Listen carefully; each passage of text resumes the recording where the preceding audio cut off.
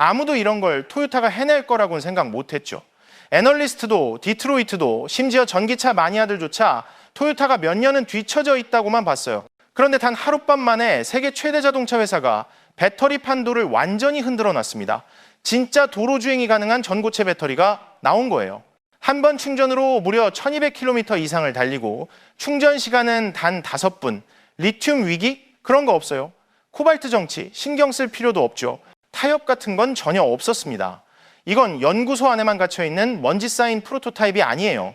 이미 일본 아이치에 있는 토요타 시범 생산 라인에서 굴러나오고 있고 대량 생산 준비까지 끝난 상태입니다. 첫 번째 모델은 3만 달러 이하의 토요타 소형차, 글로벌 자동차 시장의 심장을 바로 겨냥했죠. 발표가 나온 지 72시간 만에 배터리 공급 업체들은 패닉에 빠졌고 전통적인 자동차 회사들의 주가는 수십억 달러가 증발했습니다. 스타트업 전기차 업계 전체가 충격에 빠진 이유는 이게 단순히 주행거리나 속도의 문제가 아니기 때문이에요.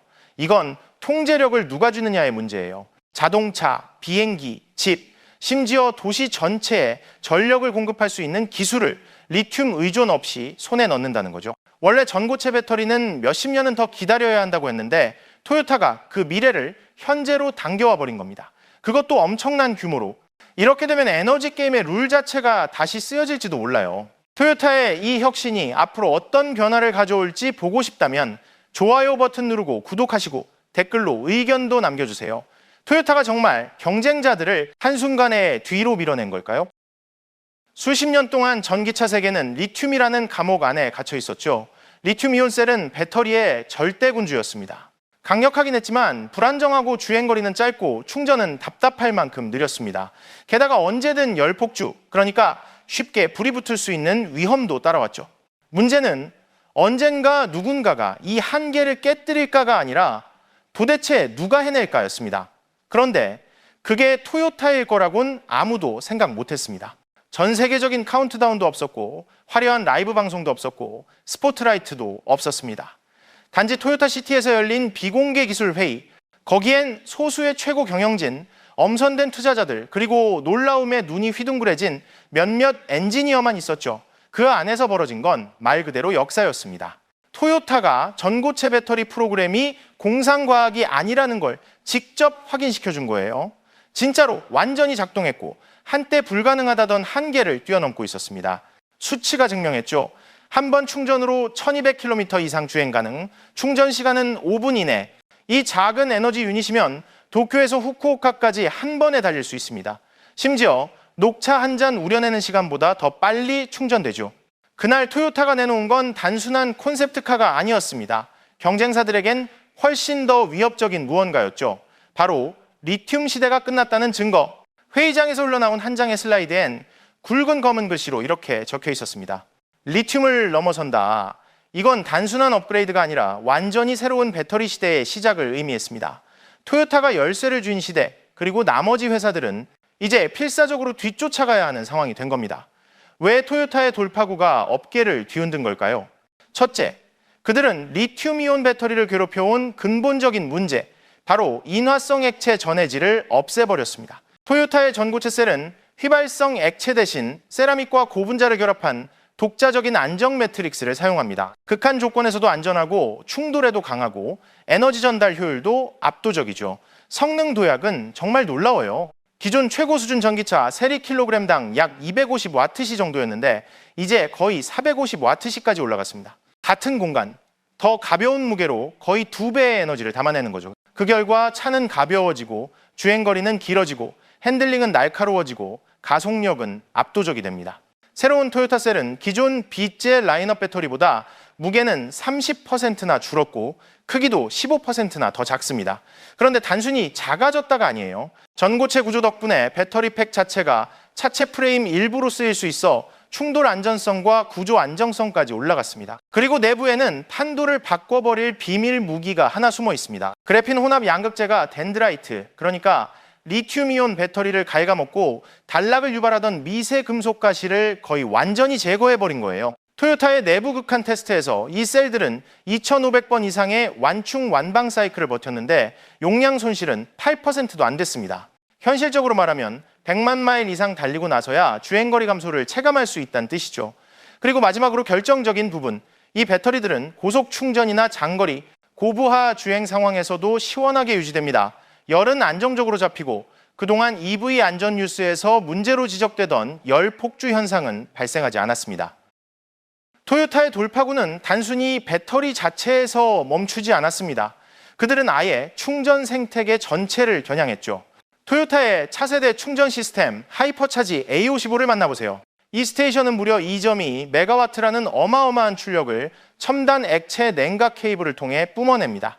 이건 이제 급속 충전이 아니에요.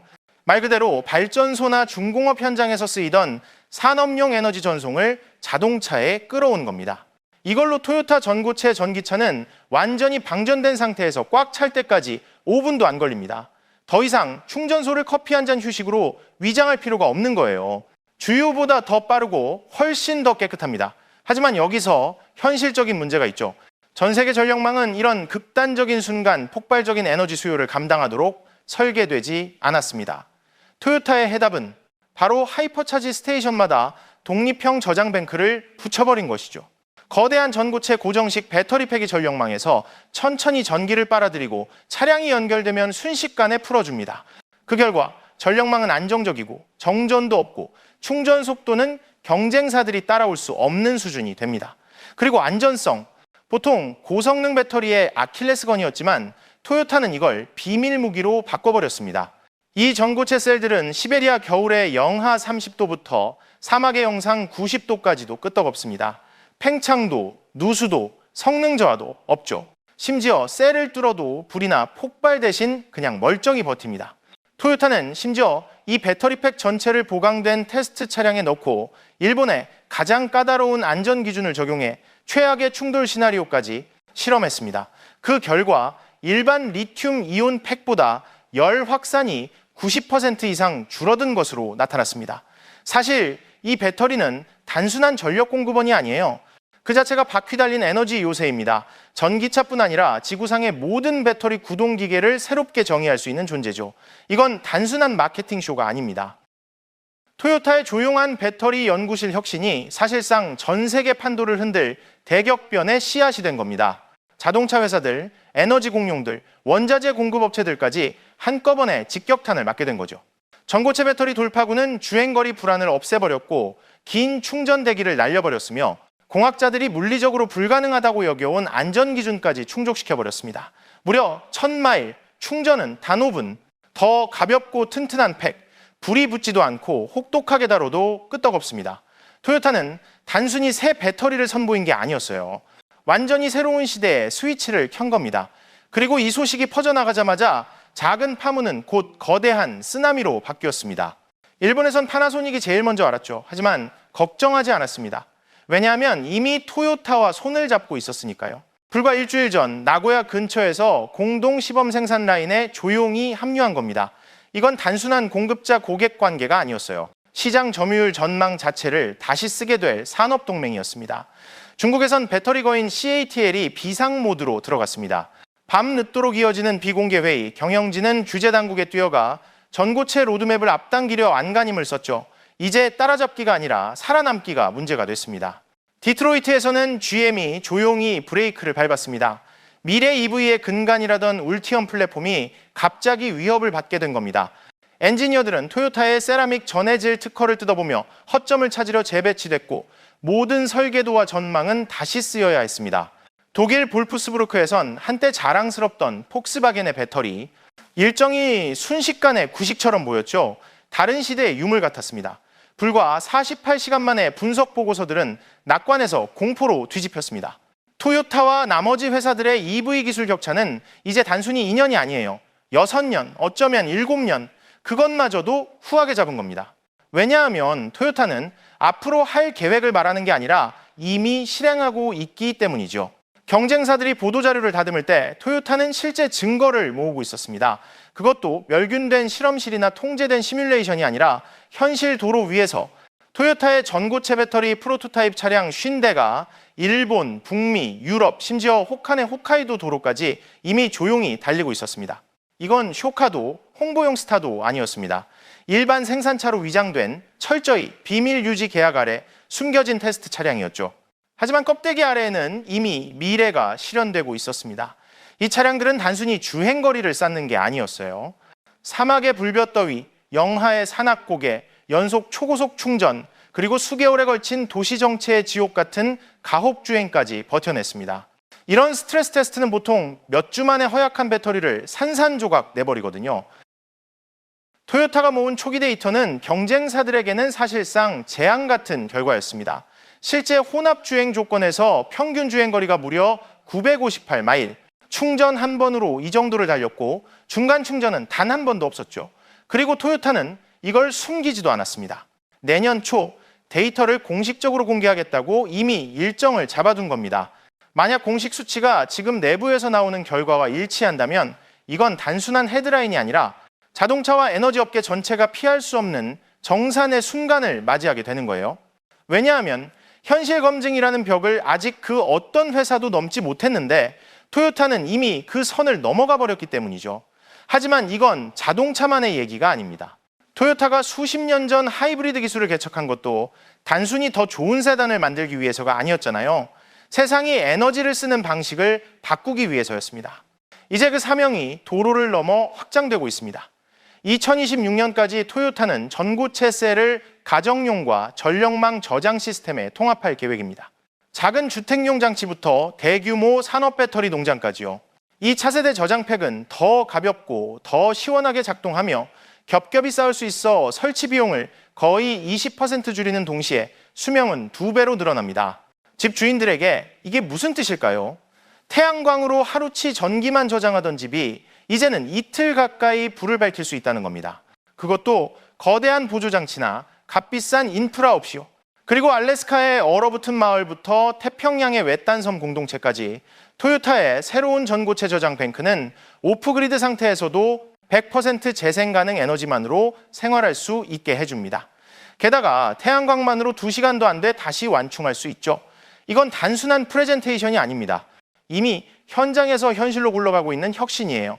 단순한 집 업그레이드가 아니라 문명 가장자리를 위해 설계된 에너지 해방 시스템입니다. 그리고 그 기반은 바로 토요타의 차세대 차량을 움직이는 전고체 플랫폼과 동일합니다. 즉, 토요타의 자동차 부문과 에너지 부문이 이제 같은 핵심 기술로 구동되는 거예요. 여기서 시장이 충격을 받은 이유가 있습니다. 이 배터리는 단순히 성능이 좋은 건이 아니라 아예 처음부터 스마트하게 설계된 건이기 때문입니다. 토요타의 전고체 화학은 코발트 제로, 니켈 제로, 리튬도 전체 질량의 5%대, 곧바로 희귀광물 공급망을 둘러싼 지정학적 지뢰밭을 걷어낸 겁니다. 전해질로 쓰이는 세라믹 혼합체, 토요타 독점의 인산 리튬 옥사이드 화합물은 독성이 없고 화학적으로 안정적이며 기존 대량 생산 배터리 라인과도 완벽히 호환됩니다. 수십억 달러 규모의 재설비 필요 없습니다. 이미 입증된 기계에 새 소재만 투입하면 되는 거예요. 게다가 이 소재들은 거의 전부 국내와 동맹국에서 조달됩니다. 콩고산 코발트도 없고 인도네시아산 니켈도 없고 해외 히토류 의존도 없습니다. 순환고리를 더 단단히 하기 위해 토요타는 아이치현에 새로운 양극재 공장까지 세웠습니다. 이걸로 운송 비용은 40% 이상 줄고 글로벌 물류 병목으로 인한 몇 달짜리 지연 위험도 사라졌습니다. 분석가들은 이걸 두고 초가속 수직 통합이라고 부릅니다. 즉 배터리가 일본에서 만들어지는 게 전부가 아니라 전체 에너지 생태계가 아예 본토에서 새로 구축되고 있는 거죠. 토요타는 2027년까지 전고체 부품의 80%를 내부 생산으로 끌어올린다는 목표를 세웠습니다. 그렇게 되면 토요타는 단순한 자동차 제조사가 아니라 선진국 시장에서 가장 안전하고 확장 가능한 배터리 공급원이자 독립적인 에너지 강국이 되는 겁니다. 그리고 이건 계획이 아니라 현실입니다. 경쟁사들이 아직 전략 보고서 초안을 만지고 있을 때 토요타는 이미 세라믹 셀을 양산 수준으로 돌리고 있었습니다. 모토마치 공장 내 2개의 전고체 파일럿 라인은 이미 가동 중이고 완전 자동화된 수준 높은 효율로 연간 25만 팩을 뽑아낼 초기 생산 능력을 확보했습니다. 이건 아이디어도 아니고 프로토타입도 아니고 바로 실제 차량에 들어갈 준비가 끝난 완성 팩입니다. 내부 수율은 91%, 대부분 경쟁사가 70%를 넘지 못하는 현실을 생각하면 이건 연구실 수준이 아니라 진짜 생산 라인 레벨의 성취인 거죠. 토요타의 비밀 무기는 바로 자동화였습니다. 세라믹 전해질판을 로봇이 다루고 습기에 노출되지 않는 밀폐 조립 라인, 그리고 인공지능이 통제하는 품질 관리. 그 결과 한 팩당 인건비가 60% 줄었고 속도는 2배로 뛰었으며 인간 실수는 완전히 사라졌습니다. 그리고 일본은 시작일 뿐이죠. 다음 무대는 태국에 세워지는 토요타의 새로운 기가팩토리. 처음부터 전고체 전용으로 설계된 곳입니다. 리튬이온 구형 라인도 없고 하이브리드 잔재도 없습니다. 완전히 새롭게 배터리 시대를 다시 쓰기 위해 설계된 공장입니다. 2026년 이 공장에서 토요타 최초의 전고체 세라믹 아키텍처 차량이 탄생합니다. 이름도 이미 정해졌고 출시 날짜까지 달력에 동그라미 쳐져 있죠. 그 이름은 토요타 X1. 이건 또 하나의 전기 SUV가 아닙니다. 역사상 첫 전고체 토요타입니다. 단순히 규칙을 깨는 게 아니라 아예 다시 쓰는 차예요. 실주행 거리 1200km 이상, 충전 시간 5분, 시작가는 $30,000도 안 됩니다. 이건 진화가 아니라 내연기관의 조용한 멸종이에요. X1은 토요타의 혁신적인 셀 프레임 통합 구조를 씁니다. 배터리팩이 차체 구조의 핵심이 되는 거죠. 불필요한 무게도 없고 쓸데없는 금속도 없습니다. 전체 플랫폼은 RAV4 대비 28%나 가벼운데 훨씬 더 강하고 단단하며 안전합니다. 게다가 처음부터 대량 생산을 목표로 설계됐기 때문에 토요타는 X1이 역사상 가장 많이 팔린 토요타가 될 거라고 기대합니다. 심지어 코롤라마저 넘어설 수 있다는 거예요. 한편 토요타가 내달리는 동안 업계 대부분은 얼어붙었습니다. 리튬이온에 수십억을 투자한 전통. 제조사들은 하루아침에 어제 기술을 쥐고 있는 신세가 됐습니다. 구형화학에 맞춰진 공장들은 순식간에 버려진 자산처럼 보였죠. 합작사들은 재검토되고 확장 계획은 미뤄졌습니다. 배터리 빅3인 CATL, LG, SK온은 토요타와 세라믹 전해질 특허 라이선스를 두고 협상에 뛰어들었습니다. 불과 얼마 전까지만 해도 업계가 대규모로는 절대 안정적일 수 없다고 비웃던 그 화학, 이제는 모두가 입장권을 원하고 있었습니다. 속삭이듯 흘러나온 숫자는 $40억 이상이었습니다. 단순 기본 라이선스 계약 가격이요. 그리고 바로 이어진 건 시장 충격. 단 사흘 거래일 만에 $46억 유산 EV 배터리 기업들의 시가총액에서 증발했습니다. 실리콘 양극재, 나트륨 이온, 리튬 공기 같은 차세대 화학을 팔던 스타트업들은 투자 관심이 하룻밤새 사라져버렸죠. 한 분석가는 이렇게 6단어로 정리했습니다. 이건 경쟁이 아니다. 이건 합병이다. 토요타 경영진은 늘 조심스러운 발언을 해왔지만 이번엔 딱 한 줄을 던졌습니다. 우리는 차를 개선한 게 아니다. 우리는 타협을 끝냈다. 그리고 그게 정확히 맞는 말이었습니다. 충전에 5분 걸린다면 충전소가 그리 중요하지 않습니다. 배터리 열화가 거의 사라진다면 수명 논란도 사라집니다. 코발트 채굴 분쟁도 끝났습니다. 4개 대륙에 걸친 복잡한 공급망은 재생 가능 에너지로 구동되는 국내 생산으로 대체됩니다. 토요타는 단순히 배터리를 재정의한 게 아니라 이동의 경제학 자체를 다시 짠 겁니다. 그들은 시간을 무너뜨렸고 예측을 박살냈고 업계가 절대 넘지 못할 거라 믿었던 5년 기술 격차를 단숨에 뛰어넘었습니다. 그리고 X1은 시작에 불과합니다. 2026년 토요타의 전고체 기술은 자동차를 넘어 가정용 에너지 월, 대규모 전력망 메가팩, 심지어 항공우주 분야까지 확장됩니다. 상상해보세요. 홋카이도의 오프그리드 마을이 태양광만으로 며칠씩 버티는 모습, 태평양을 건너는 컨테이너선이 단 한 방울의 연료도 쓰지 않는 모습, 절대 불가능하다던 항속을 가진 전기 비행기가 하늘을 나는 모습. 이건 이론이 아닙니다. 이미 테스트 중이에요. 내부 소식에 따르면 토요타 항공우주 부문은 차세대 드론과 고고도 항공기에 세라믹 셀 파생형을 적용해 검증 중입니다. 여전히 무게 대비 에너지 비율이 가장 큰 병목인데 그 마지막 잠금 장치를 풀려는 거죠. 모든 건 단 하나의 결단에서 시작됐습니다. 낡은 로드맵을 버리고 10년 일찍 미래를 당겨온 선택. 이제 자동차 산업은 말 그대로 저장 밀도, 충전 속도, 전력망 통합의 전쟁입니다. 배터리를 가진 자가 미래를 가지게 될 겁니다. 그리고 지금 토요타는 단순히 경쟁 중이 아닙니다. 혼자 달리고 있습니다. 리튬의 시대는 끝났습니다. 전고체의 시대가 시작됐습니다. 토요타에게 이건 유행이 아닙니다. 이동 그 자체의 다음 장을 쓰는 일이죠. 만약 지금도 이게 미쳤다고 생각한다면 아직 아무것도 본 게 아닙니다. 토요타는 이제 막 출발선에 섰습니다. 그리고 우리도 마찬가지예요. 16代目のクラウン、日本の歴史に重ね合わせればそれは明治維新です。ご覧ください。新しい時代の幕開けです。 전기차 산업은 이미 익숙한 궤도에 들어선 듯 보였지만 토요타가 등장해 자동차 산업 전체를 놀라게 할 발명을 선보였습니다. 그것은 바로 수소 내연기관입니다. 이는 단순한 실험적 아이디어나 소소한 개선이 아니라 배터리, 주행거리, 충전 시간 등 전기차가 직면한 가장 큰 한계를 무너뜨릴 수 있는 기술입니다. 전문가들은 이 한 걸음이 게임의 법칙을 다시 쓰고 토요타가 다시 한번 선두에서는 새로운 시대를 열 수 있다고 단언합니다.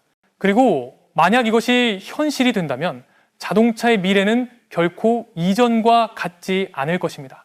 그렇다면 이것이 정말 자동차의 미래를 재정의할 전환점일까요? 현재 세대의 엔진을 완전히 대체할 만큼 강력할까요? 그리고 더 중요한 것은 이것이 전 세계 자동차 업계가 기다려온 진정한 빅뱅일까요? 지금 바로 함께 탐구해 보시죠.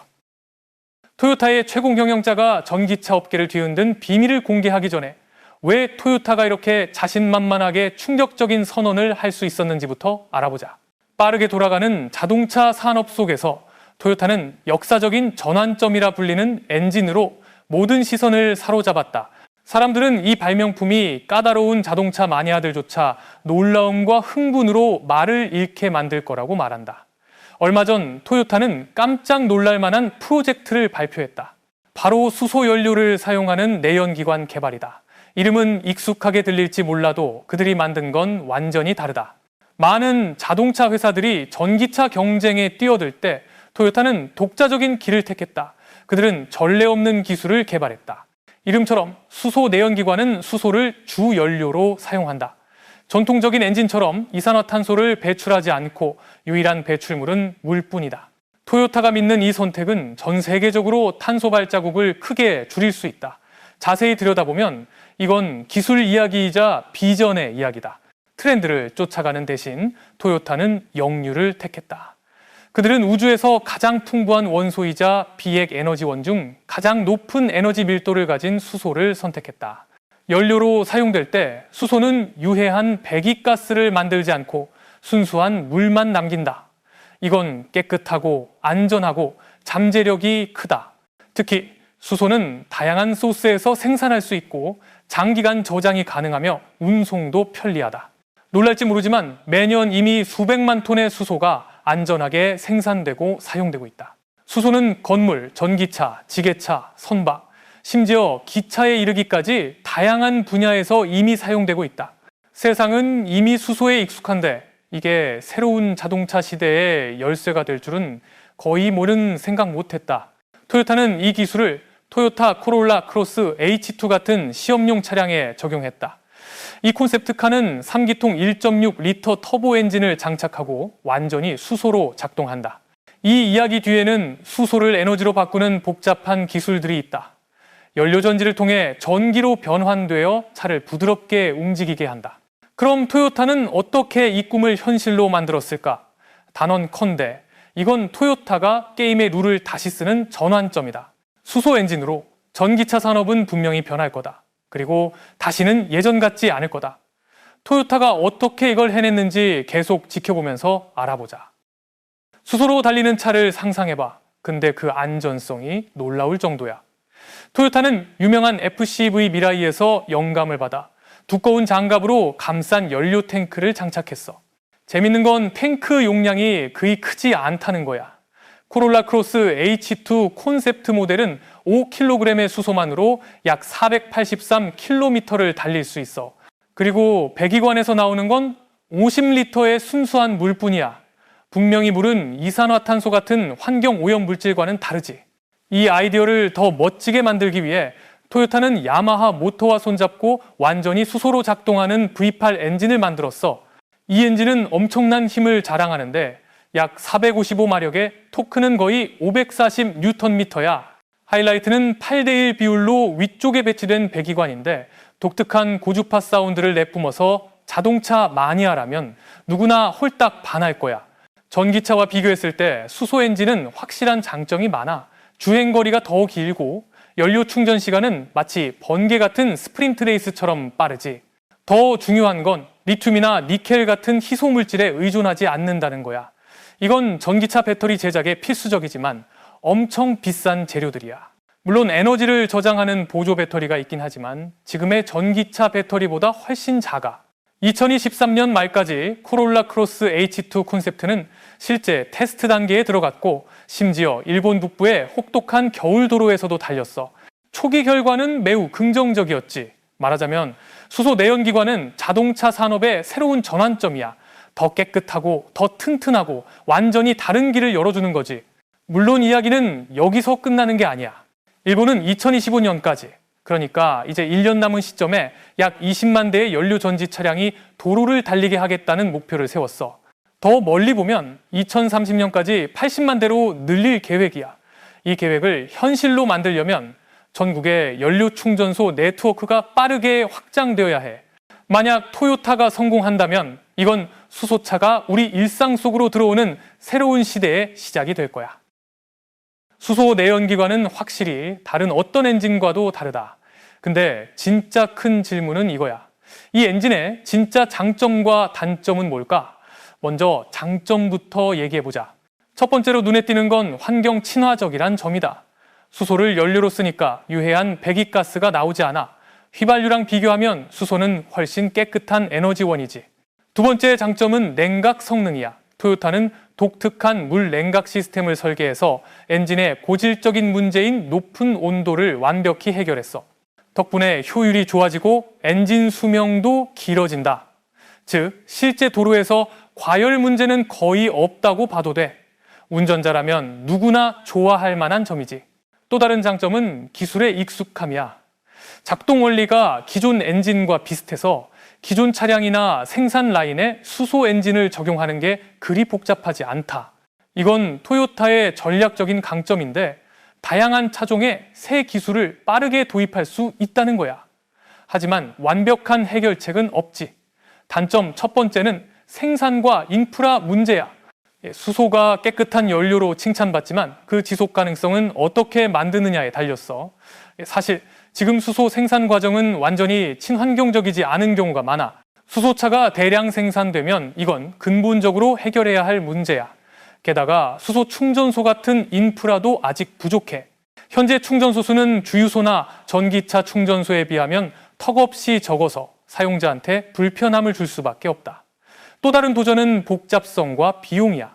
기본 구조는 일반 엔진과 비슷하지만 수소 엔진은 이중 분사 시스템을 쓰고 전자제어 장치로 엄청 정밀하게 제어해야 해. 그래서 설계가 더 정교해지고 당연히 생산 비용도 올라간다. 게다가 유지 보수 비용도 만만치 않아. 수소 엔진용 부품은 아직 널리 보급되지 않았거든. 토요타가 대규모 생산에 도달하더라도 또 다른 장벽이 있어. 바로 시장 준비도야. 지금은 아직 프로토타입 개발과 테스트 단계야. 설령 시장에서 받아들여진다고 해도 상용화된 차가 정식 출시되려면 시간이 더 필요해. 그래도 토요타가 수소 내연기관에 투자하는 건 지속 가능한 교통을 위한 다양한 길을 찾겠다는 의지를 보여줘. 이미 익숙한 전기차와 하이브리드 외에도 이제는 완전히 다른 선택지를 제시하는 거야. 수소 엔진은 단순한 기술 제품이 아니라 자동차 산업에서 친환경 솔루션을 다양화하려는 토요타의 야심을 증명하는 거지. 우리는 수소 내연기관에 대해 꽤 많이 얘기했어. 전기차 산업 전체를 바꿀 수 있는 잠재력, 그리고 이게 혁명을 일으킬 수 있는 방법에 대해서 말이야. 근데 아주 명확한 질문이 하나 있어. 이게 전통적인 내연기관과 뭐가 다를까? 그리고 뭐 때문에 이게 훨씬 더 두드러질까? 이걸 이해하려면 토요타의 대표적인 성과 중 하나를 봐야 해. 바로 3기통, 터보, 1.6리터 엔진이야. 이건 토요타가 개발한 가장 성공적인 수소 엔진 설계 중 하나로 꼽혀. 이 엔진은 수소로 달리는 코롤라 크로스 프로토타입에 적용됐고 실제 운행 결과는 정말 인상적이었어. 이 엔진의 특별한 점은 전통적인 엔진의 익숙한 기반과 선구적인 기술을 조화롭게 결합해서 어떤 엔진도 갖추기 힘든 균형을 만들어냈다는 거야. 기본적으로 이 엔진은 GR 야리스에 쓰인 엔진이야. 그 차는 성능과 유연함으로 유명하지. 하지만 수소로 작동하게 하려면 토요타는 엄청난 조정을 해야 했어. 그래서 큰 궁금증이 생긴다. 어떻게 성능을 유지하면서 완전히 다른 연료에 적응시켰을까? 답은 연소 메커니즘에 있어. 휘발유와 달리 수소는 따로 처리하고 연소하는 과정이 필요해. 이를 해결하기 위해 토요타는 고압수소 직접 분사 시스템을 개발했어. 이건 연료를 연소실에 정확히 공급해서 효율과 안정성을 최적화해. 그래서 1.6리터 엔진은 휘발유 엔진에 맞먹는 출력과 토크를 낼 수 있는 거야. 이건 터보 차저의 도움이 컸어. 터보는 추진력을 만드는데 엄청 중요한 역할을 하지. 근데 여기서 걱정이 하나 생겨. 터보가 수소 연료를 다룰 때 정말 적합할까? 수소는 휘발유보다 에너지 밀도가 낮아서 같은 에너지를 내기 위해 더 많은 수소를 써야 하거든. 하지만 토요타 엔지니어들은 이 도전을 피하지 않고 정면으로 맞섰어. 터보부터 다른 세부 기술까지 전부 수소의 특성에 맞게 최적화해서 성능을 안정적으로 유지하면서 큰 손실 없이 해냈어. 또 하나 눈에 띄는 건 효율이야. 실제로 높은 부하가 걸리는 상황에서 수소 엔진은 전통적인 내연기관보다 훨씬 효율적으로 작동해. 이건 큰 영향을 미쳐. 연료 소모가 확실히 개선되고 배기가스는 거의 없어. 왜냐? 연소 과정의 유일한 부산물이 수증기뿐이니까. 바로 이 점 때문에 수소 엔진은 전 세계 배출 감축 목표에 아주 유망한 선택지가 됐어. 토요타한테 이건 단순한 실험이 아니야. 이건 탄소 중립을 향한 그들의 전략의 일부지. 한 가지 기술에만 올인하는 대신 그들은 다양화를 택했어. 전기차, 하이브리드, 그리고 수소 엔진까지 개발하는 거야. 이런 다방면 접근법은 급변하는 산업에 더 잘 적응하게 하고 자동차의 미래를 더 지속 가능하게 만들어. 만약 이 기술이 정말로 자동차 산업에 더 푸른 미래를 열어줄 거라고 믿는다면 댓글에 이를 남겨서 같이 그 믿음을 보여주자. 토요타는 탄소 중립으로 가는 가장 빠른 길을 갈 수 있는 힘을 가지고 있지만 그들은 장기적인 비전을 반영한 다방면 전략을 고수하고 있어. 그 답은 그들의 전략적 비전과 수소 기술에 대한 오랜 헌신에 있어. 궁금할 수 있어. 왜 하필 수소야? 그건 인류가 아는 가장 깨끗한 에너지원 중 하나이기 때문이야. 수소를 연료 전지나 내연기관에 쓰면 배출되는 건 수증기뿐이야. 즉 화석 연료보다 훨씬 환경 친화적이야. 재밌는 건 토요타의 수소 투자가 승용차에만 국한되지 않는다는 거야. 그들은 이 기술을 상용차나 대중교통 시스템에도 적용했어. 근데 수소 하나만으로 세상이 탄소 중립을 이룰 수 있을까? 그건 장담할 수 없어. 토요타는 한 가지 기술에만 올인하는 한계를 잘 알아. 그래서 전기차도 동시에 개발하고 있는 거야. 탄소 중립 로드맵에서 토요타의 중요한 축은 배터리 전기차야. 하지만 다른 회사들처럼 순수 전기차에만 집중하는 대신 토요타는 다른 길을 택했어. 기술 다변화. 왜냐? 전기차가 널리 보급되기엔 아직 많은 장벽이 있거든. 주행거리 제한, 긴 충전 시간, 배터리 생산과 폐기의 환경적 영향 같은 것들 말이야. 그래서 토요타는 다양한 파워트레인을 내놓았어. 수소 연료 전지차, 플러그인 하이브리드, 그리고 순수 전기차까지. 이런 다양한 라인업으로 고객의 다양한 요구와 지역별 운행 조건을 충족할 수 있어. 최종 목표는 물론 탄소 중립이야. 중요한 건 토요타가 이걸 실행하는 방식이야. 그들은 각 나라와 시장마다 인프라, 에너지원, 환경 정책이 다르다는 걸 알아. 그래서 전 세계에 똑같은 공식을 적용하는 건 효과적이지 않다고 봤어.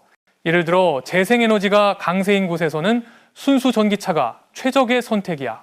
반대로 재생에너지로 만든 수소가 풍부한 지역에서는 연료전지차나 수소 내연기관차가 더 합리적이야. 하지만 토요타의 전략은 차량 제품에만 머무르지 않아. 그들은 생산 전 과정에서 배출을 줄이는 데도 집중하고 있어. 재활용 프로그램, 자원 효율적 사용, 재생에너지 투자로 그걸 보여주지. 그래도 탄소 중립 목표는 긴 여정이고 교통기술뿐 아니라 전 세계 에너지 시스템 전반의 변화가 필요해. 그래서 토요타는 다중기술 접근법과 다른 지속가능 이니셔티브를 결합해서 포괄적인 솔루션을 만들고 있어. 이 전략은 배출을 줄이는 걸 넘어 많은 이들이 상상하지 못한 환경적 이익을 가져다 줄 거야. 자동차 산업이 지속가능한 에너지를 향해 큰 변화를 맞이하고 있는 지금, 토요타의 수소 내연기관은 정말 매력적인 선택지로 떠오르고 있어. 그럼 이 수소 엔진을 전기 하이브리드나 플러그인 하이브리드랑 비교하면 어떨까? 이걸 이해하려면 먼저 환경적인 측면을 봐야 해. 이게 바로 차이의 핵심이니까. 전통적인 휘발유 엔진은 엄청난 양의 이산화탄소 배출로 악명 높지. 이산화탄소는 온실가스로 지구 온난화에 큰 역할을 해서 환경에 엄청난 부담을 주거든. 반면 토요타의 수소 엔진은 완전히 다른 방식으로 작동해. 작동 중에 이산화탄소를 전혀 배출하지 않아 믿기 힘들지. 근데 거의 배출 제로 상태를 달성하는 게 가능해. 비결은 수소의 연소 반응에 있어. 수소가 공기 중의 산소와 결합해서 에너지를 만들 때 최종 산물은 그냥 수증기뿐이야. 즉, 연소 과정에서 하얀 수증기만 뿜어져 나오는 거야. 그게 전부야. 배기관에서 이산화탄소를 없애는 건 자동차 산업의 탄소 발자국을 줄이는데 엄청난 진전이야. 하지만 전기 하이브리드랑 플러그인 하이브리드도 무시할 수 없어. 이들은 효과적인 중간 해결책으로 여겨지니까. 전기 하이브리드는 휘발유 엔진과 전기 모터를 결합해서 효율을 높이고, 플러그인 하이브리드는 충전이 가능해서 배터리에 더 많은 에너지를 저장하고 전기로 더 긴 거리를 달릴 수 있어. 분명히 둘 다 휘발유만 쓰는 차보다 연료를 아끼고 배출을 줄여. 하지만 현실적으로 이들은 여전히 화석 연료에 의존해. 엔진이 휘발유를 태우니까 이산화탄소 배출이 줄어들긴 해도 제로가 되진 않아. 반면 수소 엔진은 진짜 배출 제로 운전을 가능하게 해.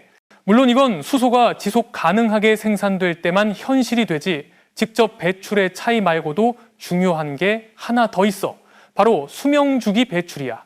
전기 하이브리드랑 플러그인 하이브리드는 배터리 생산이 환경적으로 큰 도전이야. 이런 배터리는 희토류 원소를 엄청 필요로 하고, 그걸 얻으려면 에너지를 많이 소모하는 채굴과 생산 과정을 거쳐야 해. 결과적으로 생산 단계에서부터 이산화탄소가 배출되거든. 그래서 하이브리드가 운행 중에는 이점이 있지만 전체 수명 주기를 보면 최적은 아니야. 수소 엔진은 이런 도전의 많은 부분을 피할 수 있어. 만약 수소가 바람이나 태양 에너지로 만들어진다면 연료 생산 과정은 배터리 생산보다 환경에 훨씬 덜 해로워. 그래서 차량의 수명 주기가 더 지속 가능해지는 거야. 수소 엔진의 또 다른 큰 장점은 운행 효율이야. 무거운 부하 조건에서 비교하면 수소 내연기관은 뛰어난 성능을 보여줘. 심지어 수소 연료전지랑 비슷할 정도야. 연료전지는 낮은 부하에서 잘 작동하지만 부하가 커지면 효율이 떨어지곤 해. 반면 수소 내연기관은 무거운 부하에서 힘을 발휘해서 높은 출력과 내구성이 필요한 용도에 이상적이야. 기후 위기와 자원 고갈에 직면한 지금, 토요타의 수소 엔진 기술은 진짜 희망의 빛을 던져줘. 이건 더 깨끗하고 환경 친화적인 이동 수단을 누리면서도 실용성과 힘을 그대로 유지할 수 있는 미래를 보여줘. 이건 녹색 교통으로 가는 여정이 성능이나 운전 경험을 희생하지 않아도 되고 오히려 더 흥미롭고 지속 가능하게 만들 수 있다는 확신이야. 성능 얘기를 할 때 토요타는 수소 엔진이 전통적인 휘발유 엔진과 충분히 맞먹을 수 있다는 걸 증명했어. 핵심은 수소의 독특한 특성에 있어. 휘발유에 비해 수소는 훨씬 빠르게 연소해. 그 빠른 연소 속도가 엔진의 즉각적인 반응을 가져다 주지. 고성능 운전을 좋아하는 사람한테 이 민첩함은 정말 중요한 요소야. 많은 사람들이 궁금해하는 건 이 기술이 주는 전체적인 경험이야. 휘발유 엔진의 폭발적인 느낌, 거의 없는 가속 지연, 그리고 엑셀을 밟을 때마다 울리는 강렬한 엔진 소리에 익숙한 운전자들 말이야. 그건 마치 도로에서 도지차저가 포효하는 소리를 떠올리게 하는 힘과 연결된 소리야. 놀랍게도 수소 내연기관 차는 이 경험을 거의 완벽히 재현할 수 있어. 깨끗한 연료로 작동하면서도 운전자에게 엔진의 폭발음부터 도로에 전해지는 힘까지 원래의 짜릿함을 그대로 전달해. 자동차 마니아들한테 이 소리와 힘은 빠질 수 없는 부분인데 토요타는 이걸 유지하는 방법을 찾아냈어. 실제 능력을 검증하기 위해 토요타는 이 기술을 레이싱 세계에 과감히 던졌어. 모든 한계가 시험받는 치열한 레이스야. 수소로 달리는 차가 이런 혹독한 대회에 출전했는데 이건 어떤 엔진이든 가장 가혹한 테스트지. 결과는 수소 내연기관 차는 레이싱의 압박을 견뎌냈고 고성능 분야에서도 잠재력을 증명했어. 속도, 정밀함, 내구성이 필요한 순간에도 이 엔진은 전통 엔진과 직접 경쟁할 수 있었어. 속도와 유연성, 레이서들이 원하는 내구성을 제공했지. 깨끗한 연료로 이런 걸 가능하게 할 거라고 누가 생각했을까? 또 주목할 점은 출력 수치야. 수소 엔진은 휘발유 엔진과 비슷한 출력과 토크를 낼 수 있어. 심지어 일부 테스트에서는 더 뛰어난 성능을 보였어. 이 성공은 토요타가 기존 엔진 설계를 수소 연소에 맞게 똑똑하게 조정한 결과야. 이건 제작 기술의 중요한 이정표이고 수소가 미래의 고성능 차 연료로 충분히 대체 가능하다는 증거야. 물론 이런 의문이 생겨 이 차들이 휘발유 차 같은 운전에 즐거움을 줄까? 그 즐거움은 주관적이어서 측정하기 어렵지. 그래도 초기 반응은 긍정적이야. 토요타의 수소차를 직접 운전해 본 사람들은 익숙하면서도 새롭다고 했어. 익숙함은 엔진 반응, 친숙한 소리, 본연의 강력함에서 오고, 새로움은 환경 친화적인 차를 운전한다는 안심감에서 와. 이건 휘발유 엔진의 익숙한 역학과 지속 가능한 미래의 조화야. 토요타는 운전자들이 소중히 여기는 특성을 유지하면서 현재와 미래의 간극을 좁혔어. 일상주행이든 레이스 트랙에서 아드레날린을 느끼는 순간이든 수소 내연기관차는 사람들이 원하는 성능과 운전의 즐거움을 주면서 녹색 교통의 새 시대를 열고 있어. 지금까지 토요타가 수소 내연기관으로 이룬 걸 보면 이 기술이 자동차 산업의 판도를 바꿀 수 있다는 게 분명해. 하지만 그들은 더 대담한 걸 준비하고 있어. 지속 가능한 차량에 대한 기존 정의를 완전히 깨부술 정도로 미친 엔진 말이야. 물로 작동하는 차를 상상해봐. 과학 소설 같지? 근데 토요타는 실제로 이 방향으로 연구를 시작했어. 이 아이디어가 현실이 된다면 이미 수소 기술로 도전받고 있는 전기차 산업을 완전히 뒤흔들 수 있어. 세부 사항 들어가기 전에 물로 작동하는 엔진 뒤에 있는 기본 이론들을 먼저 살펴보자. 물로 작동하는 차라는 아이디어는 마치 공상과학 소설 같지. 근데 토요타는 이 불가능해 보이는 걸 실제 계획으로 바꾸고 있어. 기술의 핵심은 물을 연료 공급원으로 보는 거야. 믿기 힘들지. 물은 원래 에너지가 없는 불활성 물질로 여겨지니까. 그럼 엔진은 어디서 힘을 얻을까? 답은 물의 기본 화학 성분에 있어. 물, 즉 H2O는 2개의 수소 원자와 1개의 산소 원자로 이루어져. 만약 수소를 산소에서 분리할 수 있다면 엄청난 에너지를 뽑아낼 수 있어. 그리고 실제로 그 방법이 있어. 바로 전기분해야. 물에 전류를 흘리면 수소와 산소, 2가지 성분으로 나뉘어. 수소는 에너지 밀도가 높은 연료야. 충분한 양을 태우면 상당한 출력을 낼 수 있어서 엔진을 움직일 수 있지. 토요타의 물로 작동하는 엔진 아이디어는 물에서 바로 추출한 수소를 연료로 써서 전통 엔진의 휘발유처럼 연소실에 넣는 거야. 중요한 차이는 이 연소 과정에서 탄소 배출이 없다는 거야. 부산물로 나오는 건 물뿐이야. 즉, 이게 성공한다면 토요타는 자동차 산업 전체에 엄청난 전환점을 만들고 지속 가능한 기술의 새 기준을 세울 거야. 이 발상을 더 주목할 만하게 만드는 건 토요타가 물로 작동하는 엔진 관련 특허를 신청했다는 점이야. 이 서류들은 그들의 강한 의지와 이 터무니없어 보이는 기술을 현실로 만들기 위한 진지한 투자를 보여줘. 하지만 이론에서 실제 적용으로 가는 길은 아직 험난해.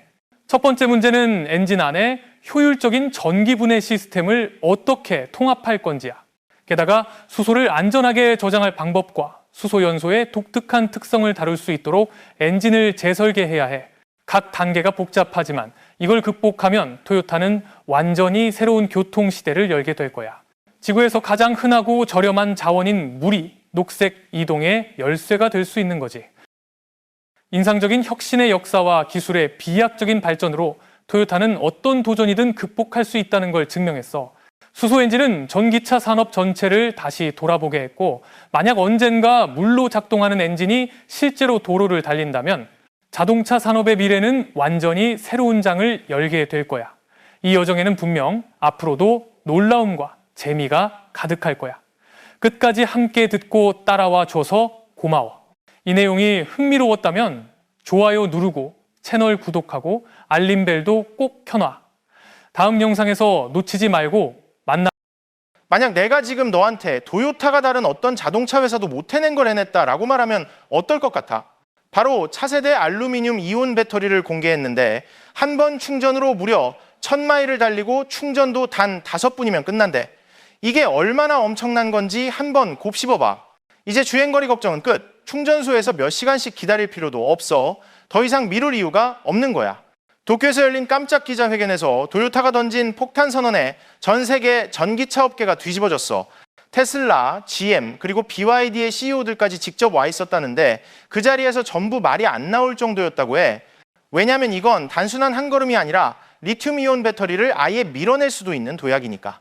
불에 타지 않고 더 가볍고 독성도 없고 히토류 자원에도 의존하지 않는다고 하잖아. 세상이 기다려온 그 게임 체인저가 드디어 나온 거지. 이번엔 실리콘밸리가 아니라 일본에서 말이야. 그러니까 이 영상에서 토요타가 어떻게 그걸 해냈는지, 그게 테슬라 내연기관차, 나아가 석유 산업에 어떤 의미인지 들어가기 전에 좋아요 한번 눌러주고 구독이랑 알림 설정까지 부탁할게. 이건 단순한 전기차 얘기가 아니야. 지금 이 순간 전 세계 에너지 전쟁의 시작을 우리가 직접 보고 있는 거라고. 사람들은 지금까지 리튬이 미래라고 했지. 고체 배터리가 마지막 경계라고 말했어. 그런데 도요타가 단 5분짜리 기자회견으로 그 모든 침묵을 깨버리고 전 세계 전기차 판을 흔들어 놨어. 서론도 없고 유출도 없고 그냥 화면에 딱 숫자만 찍혔지. 주행거리 1000마일, 충전시간 5분, 리튬도 없고 코발트도 없어. 처음엔 다들 장난인가 싶었어. 그냥 마케팅 쇼겠거니 했지. 근데 도요타가 내놓은 건 단순한 콘셉트 이미지가 아니었어. 실제로 작동하는 알루미늄 이온 배터리 시제품, 그것도 제3자가 검증한 결과였거든. 충전 속도 최고치 1200kW, 수명은 10,000번 이상 완충해도 성능 저하가 5% 미만, 심지어 250도까지 열 안정성 테스트를 했는데 단 한 번도 고장이나 폭발이 없었어. 업계 내부 사람들은 진짜 패닉이었지. 이건 테슬라의 4680 셀보다 살짝 나은 정도가 아니야. 무려 4배나 빠르고 더 가볍고 절대 불이 안 붙어. 코발트도 필요 없어. 정치적으로 시끄러운 리튬 광산에 기대지 않아도 돼. 그냥 말 그대로 돌아가는 거야. 더 깨끗하고 더 안전하고 무한대로 확장 가능한 기술이지. 그리고 핵심은 바로 알루미늄. 희귀하지도 않고 독성도 없고 특정 나라가 독점하고 있는 자원도 아니야. 지구에서 3번째로 많은 원소고 이미 전 세계에서 캐고 사고 팔고 재활용하고 있지. 도요타가 한 건 단순히 EV 배터리를 개선한 게 아니야. 공급망 전체 판도를 갈아엎은 거지. 이게 진짜 충격이야. 이건 그냥 이론 속의 꿈이 아니야.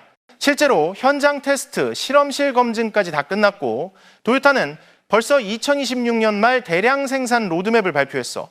내부 계획에는 최소 8개 차량 플랫폼에 알루미늄 이온 배터리를 적용한다고 돼 있고 최근 특허를 보면 가정용 에너지나 항공 분야까지 확장할 수도 있대. 그럼 뭐가 그렇게 다르냐고? 리튬은 이온 하나에 전자 하나만 옮기잖아. 근데 알루미늄은 이온 하나가 전자 3개를 실어 나른다고 같은 공간에서 3배 전하를 싣는 거야.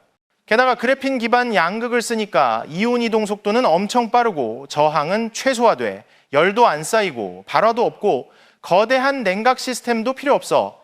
리튬은 고온, 급속 충전, 깊은 방전에서 성능이 확 떨어지는데 알루미늄 이온셀은 끄떡없어. 도요타는 시제품을 얼렸다가 초고온에 두고 압축해서 으깨고 구멍 뚫고 합선까지 시켰는데도 폭발이 없었어. 가스도 안 새고 불꽃조차 안 튀었지. 안정성이 이 정도면 단순히 안전을 넘어 혁신이야. 이 배터리는 차체에 어디든 넣을 수 있어. 좌석 및 문자간 어디든. 화재 걱정이 없거든.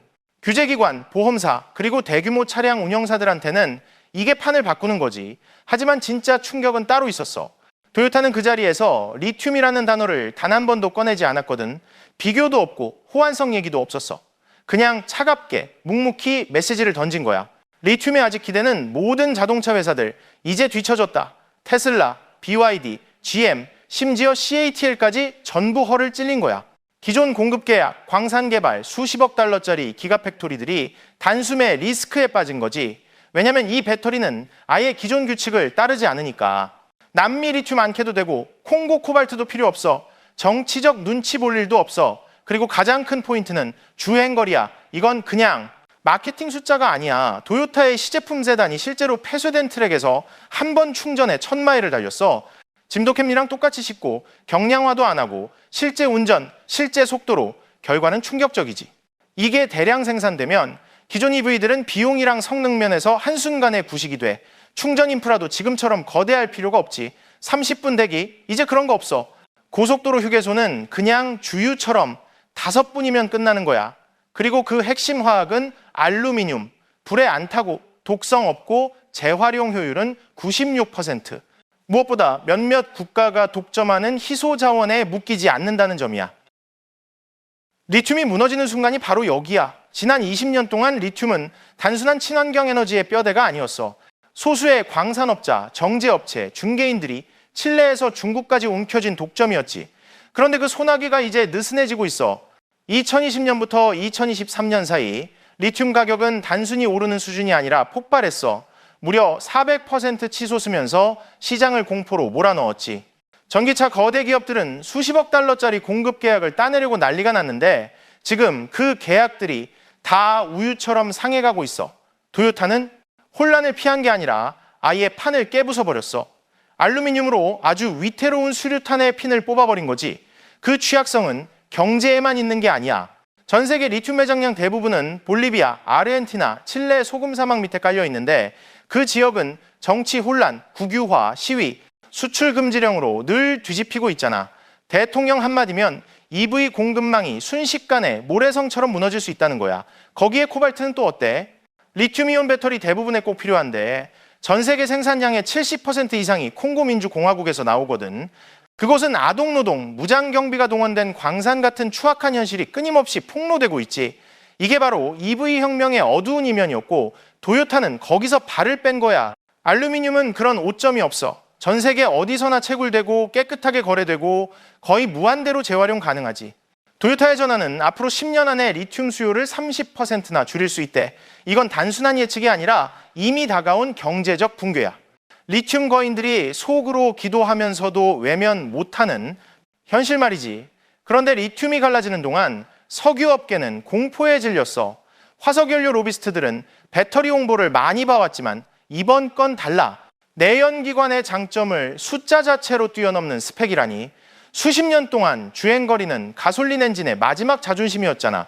그런데 한번 충전으로 1000마일, 충전 시간 5분? 이건 경쟁이 아니야. 그냥 끝장이지. 내연기관 차는 이런 걸 피해갈 방법이 없어. 알루미늄 이온 배터리로 달리는 도요타 캠리가 휘발유 렉서스를 압도할 거야. 단순히 주행거리뿐만 아니라 성능, 무게, 마일당 비용까지다. 그리고 이건 단순히 자동차 얘기가 아니야. 인프라 자체가 변하고 있어. 일본이랑 캘리포니아의 주유소 체인들이 이미 1메가와트급 알루미늄 이온 충전소 설치를 검토 중이라더라. 차 한 대 충전하는 시간이 커피 한 잔 사는 것보다 짧아질 거라는 거지. 연기도 없고 화재 위험도 없고 그냥 순수한 전기가 상상도 못할 속도로 흘러가는 거야. 이런 전환은 석유를 단순히 약화시키는 게 아니라 아예 끝장내버려. 분석가들 말로는 알루미늄 이온이 제대로 대규모 상용화되면 2035년까지 전 세계 석유 수요가 하루 800만 배럴 줄어든대. 그건 캐나다 전체 석유 수출량보다도 많은 양이 사라지는 거야. 규제 때문이 아니라 혁신 때문에. 그리고 그 혁신은 더 이상 실리콘밸리에서 나오지 않아. 테슬라 내부에서는 이미 움직임이 시작됐어. 도요타 발표 불과 24시간 만에 프로젝트 헬릭스라는 긴급 알루미늄 배터리 개발이 가동됐다고 해. 도조나 완전 자율주행팀 엔지니어들까지 다 불려와서 풀타임으로 배터리 화학에 매달리고 있대. 위협은 현실이고 점점 더 커지고 있는 거야. 한편 중국에서는 CATL과 BYD가 자신들이 쥐고 있다고 믿었던 공급망을 지키려고 안간힘을 쓰고 있지. 하지만 알루미늄은 그들을 잘라냈어. 리튬으로 세워둔 힘의 균형이 단숨에 무너진 거지. 경영진들은 긴급 회의에 들어가서 특허든 시제품이든 뭐든 내놓으려고 애쓰고 있어. 도요타의 폭주를 막을 방법을 찾으려고 말이야. 미국 에너지부도 완전히 기습당했어. 원래 2010년대 초반에 알루미늄 이온 배터리 연구를 진행하다가 조용히 접고 리튬 쪽에 올인했잖아. 그런데 지금 그 먼지 쌓인 설계도들을 다시 꺼내보면서 극비 상태로 들여다보고 특허까지 기록적인 속도로 내고 있대. 하지만 이미 너무 늦었을지도 몰라. 이제 기술 경쟁은 누가 먼저 도착하느냐가 아니라 누가 살아남느냐의 싸움이 된 거야. 일본에서는 반응이 더 강했어. 언론들이 도요타의 발표를 자동차 업계의 기술적 진주만 공습이라고 부르기까지 했지. 완벽하게 준비된 기습, 업계를 흔들어버린 충격이었어. 그동안 도요타가 전기차 도입이 늦다고 비웃던 경쟁사들이 이제는 라이선스 계약을 따내려고 다시 협상 테이블로 기어들어가고 있어. 심지어 늘 공격적이던 일론 머스크조차 발표 직후 단 2마디만 올렸지. 예상 밖이다 설명도 과장도 없이 그냥 침묵 속으로는 알 거야. 이건 단순한 이벤트가 아니라 전쟁 선포라는 걸. 투자자들은 하룻밤 사이에 빠져나가기 시작했어. 루시드, 피스커 같은 수십억 달러짜리 스타트업들은 리튬 기반 전략이 눈앞에서 증발하는 걸 본 거지. 기술은 복잡하고 무겁고 이미 늦었어. 산업 전체가 균열나는 순간 살아남는 건 소수뿐이야. 포드, GM, 폭스바겐 같은 전통 거인들도 안전지대가 아니야. 리튬에 기댄 공장 파트너십, 수십억 달러짜리 공급 계약들, 이젠 모든 이사회에서 같은 질문만 반복되는 거야. 우린 지금 미래를 도요타한테 빼앗긴 건가? 투자자들은 답을 기다리지 않았어. 도요타의 알루미늄 이온 로드맵이 니케이에 흘러나온 직후 BYD 주가가 하루 만에 6% 폭락했거든. GM EV, 부문은 신제품 출시 행사 2개를 취소했어. 이유? 배터리 전략 재검토. 현대기아는 이미 도요타와 라이선스 협상을 조용히 시작했대. 다들 알아. 방향 전환이 필요하다는 걸. 아무도 마지막이 되고 싶지 않으니까. 그런데 도요타에겐 이게 퍼스트 무버 어드밴티지 정도가 아니야. 아예 완전한 지배야. 2026년 라인업에는 무려 8개의 알루미늄 이온 전기차가 포함돼 도심형 해치백부터 대형 SUV까지 더 가볍고 더 빠르게 충전되고 주행거리도 다른 어떤 차보다 길지. 이제 테슬라를 쫓는 게 아니라 업계를 통째로 추월한 거야. 하지만 여기서 또 다른 변수는 바로 인프라야. 지금 EV 충전망은 이걸 감당할 준비가 안 돼 있거든. 슈퍼차저, CCS, 목적지 충전소 전부 최대 출력이 350kW 정도야. 리튬에겐 빠른 속도지. 하지만 알루미늄 이온 앞에선 정원용 호스로 쓰나미 막는 격이야. 이 화학은 메가와트 단위 전송이 필요하니까. 그래서 전 세계 충전 인프라가 지금 최후 통첩을 받은 거야. 업그레이드 하든지 아니면 도태되든지 이미 움직임이 시작됐어. 도쿄에서는 도요타 에너지 브랜드가 붙은 1메가와트 시범 충전소가 몇 주 만에 가동에 들어갔어. 차가 5분 만에 충전돼. 열도 안 나고 줄도 없고 대기도 없어. 일본 편의점 체인들도 전국 수천 지점에 초고속 알루미늄 충전허브를 깔 계획을 발표했지. 미국에서는 캘리포니아 본사의 차지 포인트가 태양광 EV 허브를 알루미늄 호환 슈퍼허브로 전환하겠다고 신청했어. 심지어 쉘까지 도요타 인프라팀과 회의하는 게 목격됐대. 이건 단순히 충전 속도가 빨라진 게 아니야. 사용자 경험 자체가 가솔린차와 똑같아졌다는 뜻이야. 5분 충전, 주행거리 걱정 없음, 앱 켜놓고 충전 상태 확인할 필요도 없어. 그냥 주차하고 꽂고 간식 하나 집어들고 나가면 끝이야. 간단하지. 소비자들은 설득할 필요 없어. 그저 접근성만 주면 돼. 이쯤 되면 대화 주제는 기술에서 경제로 옮겨가. EV의 꿈은 늘 있었지만 늘 비쌌잖아. 배터리는 전기차 가격의 30에서 40%를 차지하는 가장 비싼 부품이야. 리튬 이온 셀은 킬로와트아지당 120에서 140달러 수준. 고체 배터리는 아직도 200달러가 넘고 시제품 단계에 불과해. 그런데 도요타 발표가 그 계산을 하룻밤 사이에 뒤집었어. 왜냐면 알루미늄은 싸거든. 정말 싸. 이미 60개국 이상에서 캐내고 전 세계 공급망에 완전히 녹아있잖아. 그리고 알루미늄 이온 제조 공정은 리튬처럼 건식실, 외래 화학약품, 코발트 코팅 같은 복잡한 게 필요 없어. 도요타 공장은 기존 라인을 최소 비용으로 개조해서 바로 생산 돌릴 수 있는 거야. 분석가들 말로는 대량 생산이 시작되면 킬로와트당 비용이 80달러 밑으로 떨어질 거라네. 그리고 그게 모든 걸 바꿔버렸어. 알루미늄 이온 배터리를 얹은 도요타 코롤라는 25,000달러 밑으로도 팔릴 수 있는데 주행거리는 1000마일, 충전은 단 5분. 이건 고급 EV가 아니라 카테고리 자체를 부숴버리는 킬러야. 그냥 시승 한 번이면 다른 차들이 순식간에 구식처럼 느껴지지. 경제성도 소매가에서 끝나는 게 아니야. 유지비가 뚝 떨어져. 액체 냉각 시스템도 없고 열관리 모듈도 필요 없고 폭발 위험도 사라져. 배터리 성능 저하가 거의 없다시피 해서 도요타는 일부 모델에 무려 20년 보증을 걸 계획이래. 한 대 사면 20년 동안 배터리 교체 걱정이 없다는 거야. 게다가 재활용도 엄청난 장점이 돼. 리튬 배터리 재활용은 비싸고 더럽고 비효율적이라 돈도 안 돼. 반면 알루미늄은 무려 96% 효율로 재활용돼서 거의 에너지 손실이 없어. 도요타 내부 전망에 따르면 이들은 2030년까지 완전한 배터리 순환 구조를 달성할 수 있대. 마지막 퍼즐 조각은 확장성이야. 다른 경쟁사들이 희귀 금속 확보 전쟁을 치르는 동안 도요타의 공급망은 차분하기 그지없어. 재련소, 주조소, 알루미늄 공장들은 이미 대부분의 산업 국가에 다 있거든. 새로운 광산도, 환경 소송도, 정치 드라마도 필요 없어. 그냥 이미 익숙한 금속을 완전히 새로운 방식으로 활용하는 거야. 속도는 그 어떤 기술보다 빠르고 이제 이건 단순히 전기차 얘기가 아니야. 경제, 전력망 저장, 물류, 항공까지 전부 얽혀 있어. 온갖 산업들이 지금 도요타의 전략책을 들여다보며 어떻게 이 배터리가 리튬을 고철로 만들어버리는지 해독하려고 애쓰고 있지. 그리고 도요타가 공장문 뒤에서 생산 속도를 끌어올리는 사이 전 세계 자동차 산업 전쟁터에선 단 하나의 질문만 울리고 있어. 다음으로 무너질 건 누구냐? 왜냐면 이건 단순한 산업적 전환점이 아니거든.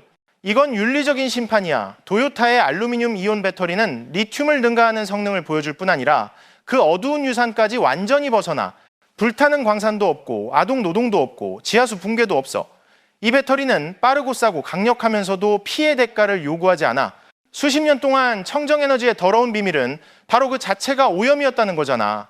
남미 소금 사막을 상처내고 물을 고갈시키고 마을을 내쫓는 리튬 채굴, 콩고의 코발트는 아동 노동, 독성 폐기물, 위성에서도 보이는 무법 광산으로 얼룩져 있고, 하지만 알루미늄은 완전히 다른 이야기를 해.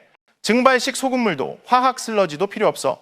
이미 60개국 넘는 나라에서 캐내고 특정 기업이 쥐락펴락하지도 않아. 독성도 없고 폭발도 없어. 안전성은 말 그대로 게임 체인저야. 과열도 없고 화재도 폭발도 가스 방출도 없어. 안전 테스트에서 뚫리고 찔리고 눌려도 배터리 팩은 그냥 멀쩡했고 손으로 만져도 차갑게 남아 있었어. 이제 소방서가 독성 물질 대응팀을 동원할 필요도 없어. 보험료도 떨어지고 규제 승인도 빨라지지. 재활용 업체부터 규제 기관까지 다 똑같이 말하더라. 드디어. 그리고 리튬과 다르게 알루미늄은 세컨드 라이프도 쉽지. 복잡한 화학 분리도 고온 재련도 손실도 없어. 도요타의 재활용 시스템은 셀 하나에서 쓰인 물질의 96%를 회수하면서 배출도 거의 없대. 배터리는 단순히 오래 가는 게 아니라 매번 다시 태어나는 거야. 더 깨끗하게 또다시. 그 효과는 진짜 엄청났어. 전기차 생산 과정에서 배출되는 탄소가 40% 넘게 줄어들었거든. 이제 EV는 결국 석탄으로 달린다는 논리가 완전히 무너진 거야. 수명주기 전체를 분석해보면 알루미늄 이온은 리튬, 연료전지, 심지어 일부 하이브리드까지 모든 면에서 앞서가 탄소 중립을 밀어붙이는 정부들한테 도요타는 그냥 차를 파는 게 아니야. 지름길을 제시하는 거지. 근데 이 배터리가 애초에 자동차 전용일 리가 없잖아. 도요타의 계획은 훨씬 커. 특허 자료들 속에 조용히 숨어있던 단어들이 하나둘씩 드러나기 시작했어. 알루미늄 이온을 차량뿐 아니라 전력망에도 확장하겠다는 거지. 태양광, 풍력의 아킬레스건은 늘 저장이었어. 리튬 팩은 비싸고 불안정하고 주기 반복에 너무 빨리 닳아버리잖아. 그런데 알루미늄 이온은 오히려 반복에 강하고 깊은 방전도 끄떡없고 몇 달 동안 그냥 놔둬도 되고 몇 년간 안정적으로 전력을 공급할 수도 있대. 도요타 엔지니어들이 발표한 모듈형 유닛은 신발 상자 크기인데 정전 시 집 한 채를 통째로 돌릴 수 있대. 쌓을 수도 있고 안전하고 조용하고 완전히 재활용 가능해서 오프그리드 생활이나 재생에너지 농장에 최적이지. 이건 게임 체인저야. 전체 마이크로 그리드가 알루미늄으로 돌아가면서 배출은 제로, 위험도 제로, 그리고 그 수평선은 더 멀리 뻗어 있어.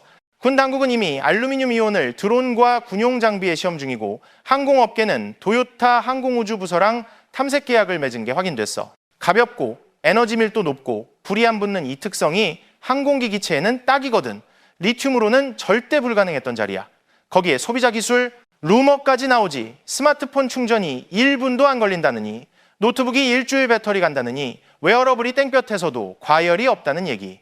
그러니까 이제 이건 단순히 자동차 얘기가 아니야. 집도 석유도 넘어섰어. 이건 권력이야.